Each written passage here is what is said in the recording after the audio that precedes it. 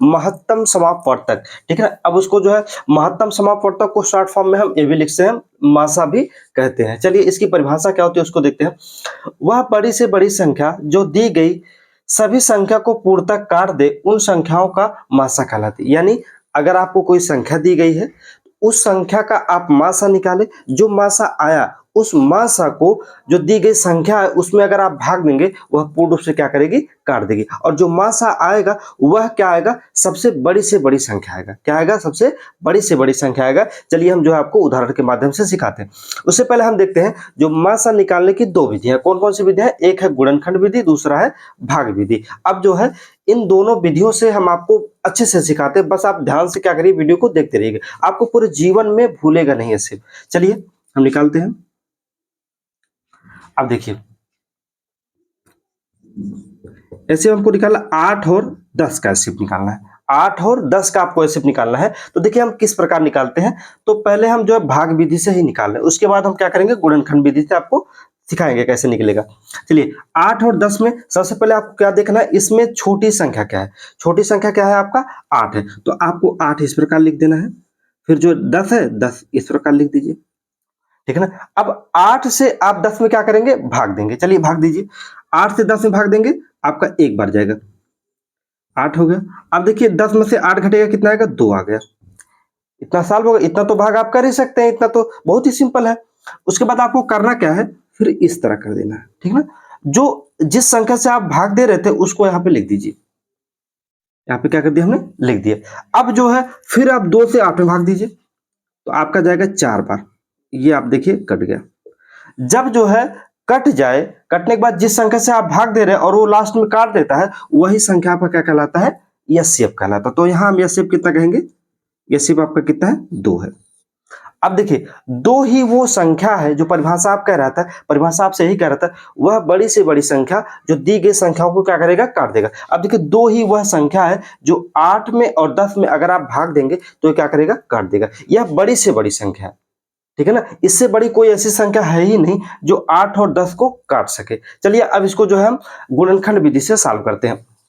तो देखिए 8 और 10 का, तो सबसे पहले क्या करेंगे, हम 8 और 10 का फैक्टर करेंगे। चलिए करते हैं।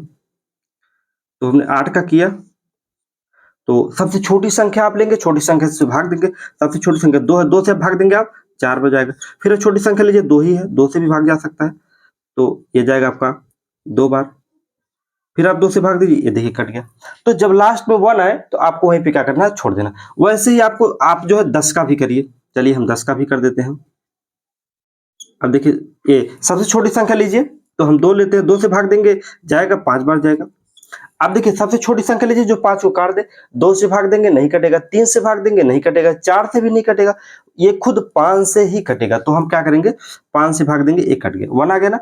अब इसको इस प्रकार छोड़ दीजिए। अब देखिए आगे का प्रोसेस क्या है, 8 था ना, 8 का फैक्टर क्या है, 8 का जो फैक्टर क्या देखिए ये है, उसको लिख दीजिए इस प्रकार, 2 गुणे 2 गुणे 2। और 10 का फैक्टर देखिए क्या है, आपका आया है 2 गुणे 5, यही आया ना। अब देखिए सामने सामने आप मिलाइए, कौन जो है दोनों में कॉमन मिल रहा है। देखिए यहां भी 2 है, यहां भी 2 है, तो आपको 1 2 ऐसे लिख देना है, 1 2 लिख देना। क्या और कोई कॉमन मिल रहा है, नहीं कॉमन मिल रहा है, तो 2 ही आपका क्या है, एचसीएफ। आप देख रहे हैं हमने जो भाग विधि से निकाला तो भी आपका 2 एचसीएफ आया, और हमने जो है गुणनखंड विधि से निकाला तो भी आपका एचसीएफ 2 आया। अब देखिए अगर संख्याओं 2 ना हो के 3 संख्याएं हो या 4 संख्या या बहुत सारी संख्या है, तो भी आप आसानी से क्या कर सकते हैं, निकाल सकते हैं। तो चलिए हम देखते हैं अगर संख्याएं और हो तो।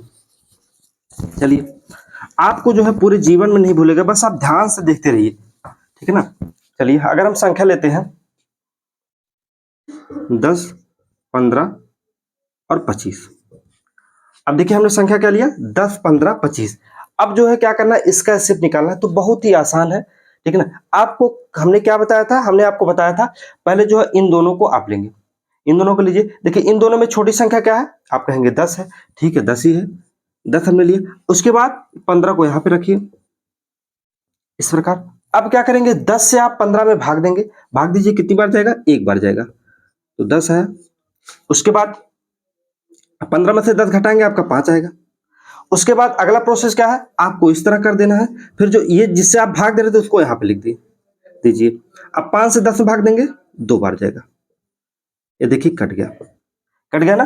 अब देखिए इन दोनों का एचसीएफ तो कितना आया, 5 आया, लेकिन हमको तीनों का एचसीएफ निकालना है। तो अब देखिए, अब जो एचसीएफ 5 है, इन दोनों का एचसीएफ 5 आया ना, अब इसी 5 से आप 25 में भाग दीजिए। चलिए हम भाग देते हैं, 5 से भाग देंगे 25 में, 5 बचे 25, ये देखिए पूरा कट गया।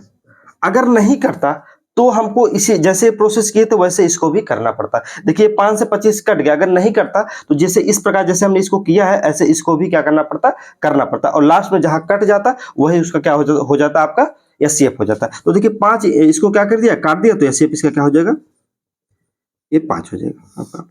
अब देखिए ये तो आपका भाग विधि से हो गया। अब हम आपको सिखाएंगे गुणनखंड विधि से। चलिए, जैसे आपका कितना है 10, 15, 25, तो पहले हम 10 का फैक्टर करेंगे। 10 का फैक्टर करिए तो सबसे छोटी संख्या लेंगे, 2 है, 2 से 10 में भाग देंगे, ये 5 आएगा आपका। फिर अब छोटी छोटी संख्या से आप भाग देंगे तो 2 से 3 से 4 से भी भाग नहीं जाएगा 5 में, 5 से खुद भाग जाएगा, तो 5 से भाग देंगे 1 आ जाएगा। चलिए इसका फैक्टर हो गया। अब 15 का भी फैक्टर कर लीजिए। अब देखिए सबसे छोटी संख्या 2 से भाग देंगे, नहीं जाएगा, तो आगे संख्या पाइए 3 से भाग जाएगा, तो 3 से भाग दीजिए, 3 5 15। अब देखिए क्या 5 में 2 से 3 से 4 से भाग नहीं जाएगा, 5 से खुद जाएगा, तो 5 से भाग दीजिए, 1 आ गया, इसको भी इस तरह छोड़ दीजिए। उसके बाद 25 से 25 को भी लिख दीजिए।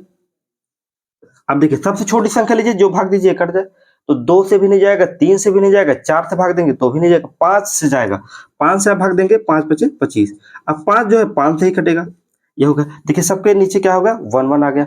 अब इसको इस प्रकार छोड़ देना, उसके बाद क्या लिख देना, कैसे लिखना है, 10 था, 10 का क्या फैक्टर है, 2 गुणे 5, ठीक। और 15 का क्या फैक्टर है, 3 गुणे 5। उसके बाद आपका 25 का क्या फैक्टर है, 25 का देखिए हमने फैक्टर किया ना, 5 गुणे 5, क्या 5 गुणे 5।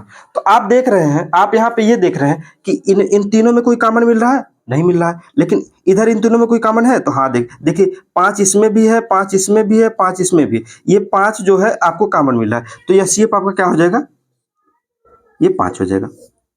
तो देखिए यहाँ भी आपका 5 एचसीएफ आया, यहाँ भी आया है। तो उम्मीद है कि आप जो है इस वीडियो को देखें और आपको समझ में भी आ गया होगा। तो अगर आपको समझ में आ गया तो चैनल को सब्सक्राइब करिए, लाइक करिए और शेयर करिए, ताकि आपका मित्र भी देख सके और एचसीएफ सीख सके और जीवन में कभी ना भूले। धन्यवाद।